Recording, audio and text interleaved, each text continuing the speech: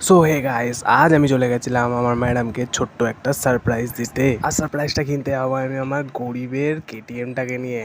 আর এই যে আমি আমার কেটিএমের চাবিটা দিয়ে আমি অন করে নেবো আমার কেটিএমটাকে। এখন বেরোবো গিফট। বাইরে প্রচণ্ড গরম পড়েছে। এই গরমে থাকা যাচ্ছে না গাইস, প্রচণ্ড গরম।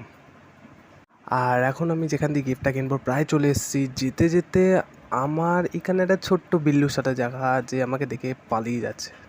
এখন আমি গিফটটা কিনে নিয়েছি, এবার আমি রওনা দেবো ম্যাডামের বাড়ির দিকে। আমি পৌঁছে গেছি ম্যাডামের বাড়ির সামনে রাস্তায়। এই যে বাঁ দিকের গলিটা পড়ছে এইখানে ম্যাডামের বাড়ি। এবার আমি বাঁ দিকের গলিটায় ঢুকে এখানে দাঁড়িয়ে ম্যাডামকে ফোন করব।